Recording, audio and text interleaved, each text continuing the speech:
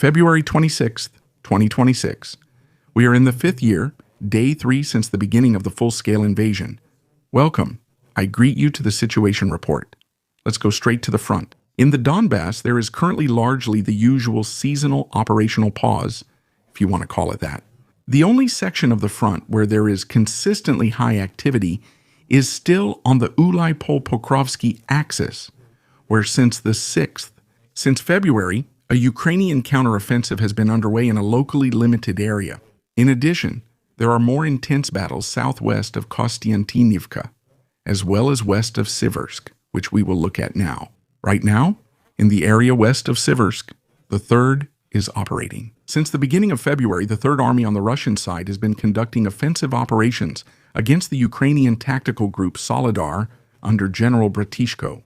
The Ukrainian group includes the 10th Mountain Assault Brigade with all battalions, as you can see here, as well as the 54th Mechanized Brigade, as well as the 81st Airborne Brigade.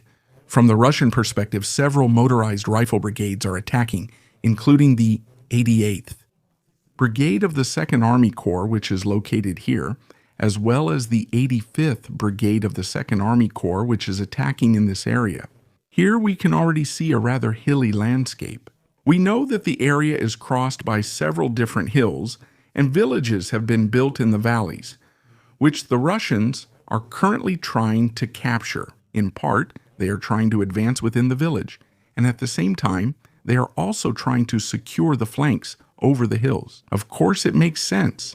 If they hold a higher position, they can look down, usually have better firing positions, and can also observe better than the units on the ground, which are in a kind of retreat here. And that's happening here in 2 directions of attack, once at the level of the 88th Brigade and once at the level of the 85th Brigade. The Ukrainians control most of the higher ground, but they still have a tough fight against the Russians. And today it's especially about the heavily fortified Hill 207, which is held by the 10th Mountain Assault Brigade. As already predicted at the end of January, the Russian command has apparently decided not to take Hill 207 head-on. Instead, they are focusing on bypassing the position from the south and from the north, similar to what is shown on the situation map. The attacks of the 88th Russian Brigade in the Rishnikivka area stalled about 2 weeks ago, which is why we have hardly seen anything from the line since then.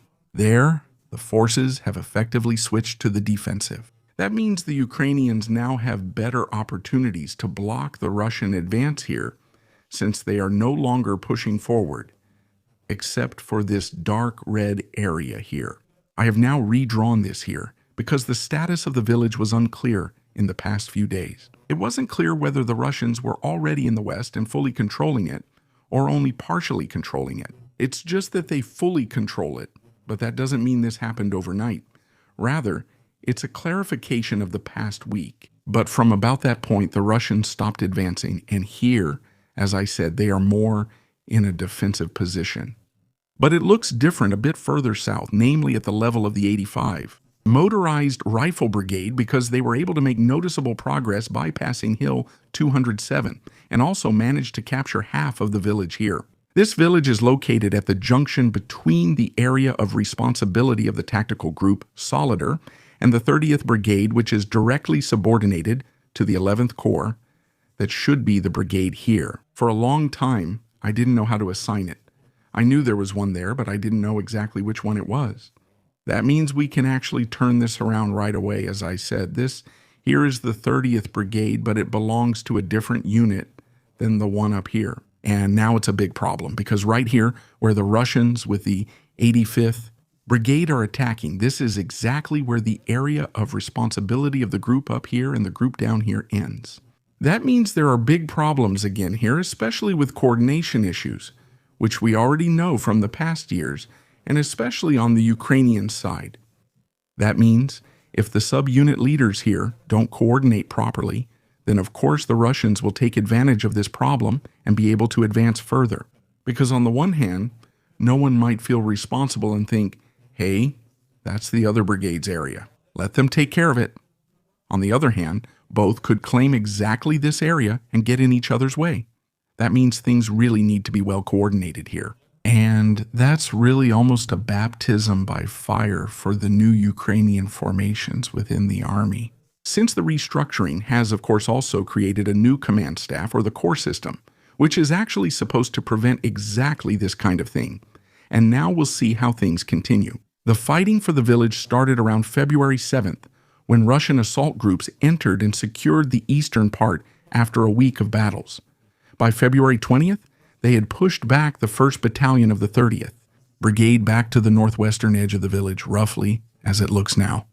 After that, the situation remained heavily contested because the village is not a clearly secured area, but rather a battlefield with shifting control. There's also another factor, the situation around the Kalenki area. From the Russian bridgehead of the 7th Brigade south of Donetsk, near Shchitna, reconnaissance and sabotage units are operating.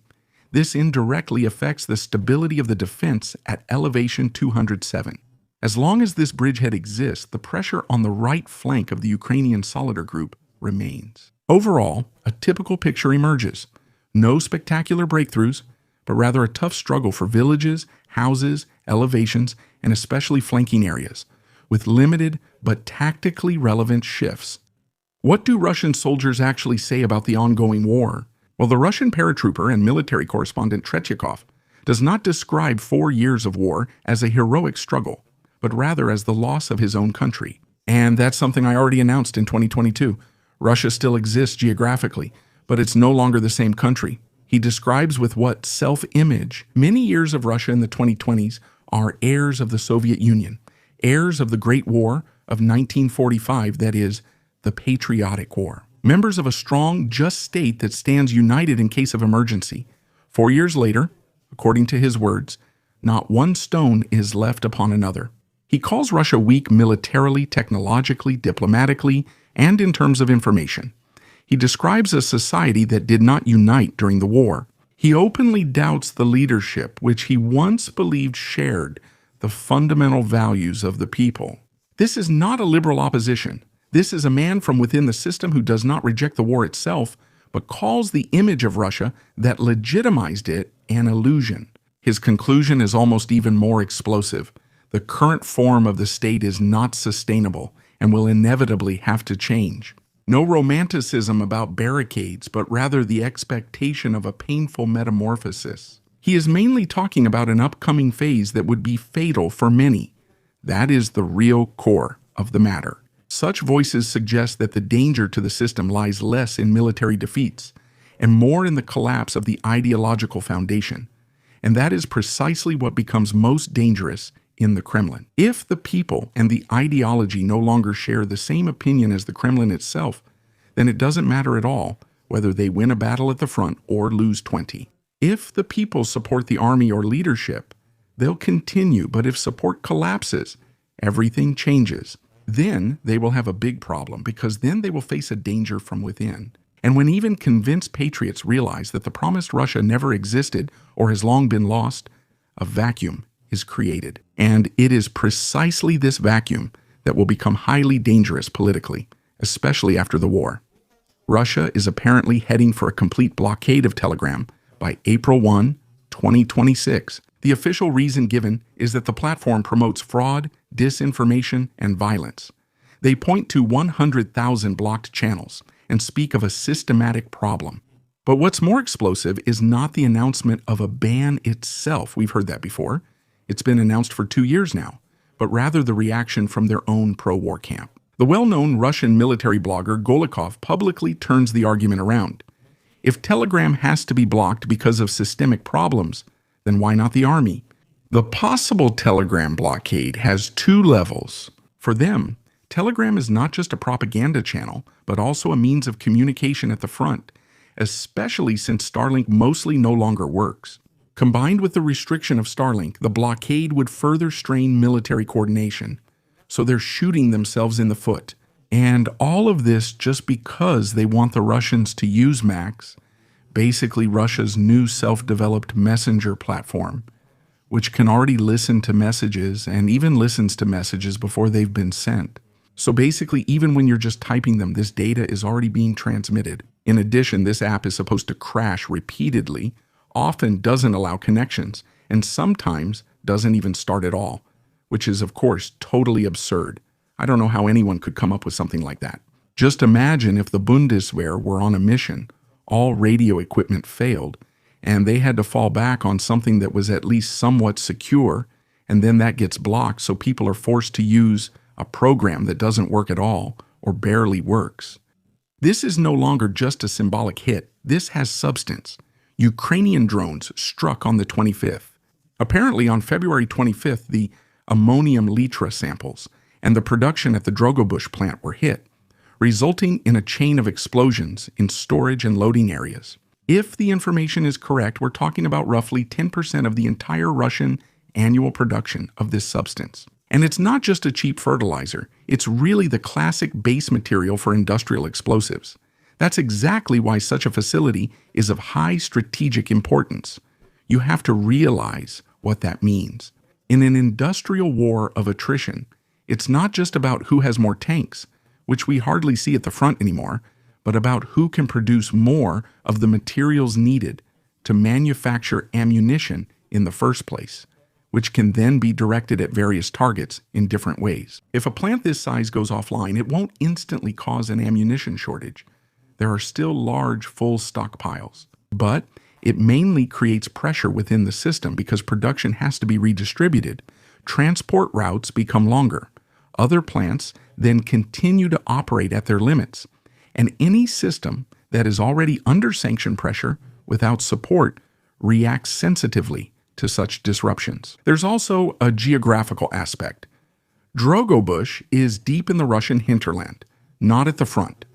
These strikes are interventions in Russia's industrial base, not just tactical pinpricks. So the message is, range is available, protection is relative, and depth has long ceased to be a guarantee. And as if that weren't enough, there's another development that shouldn't be underestimated. According to Russian media, China has raised the prices for fiber optic cables for Russian buyers by 2.5 to 4 times.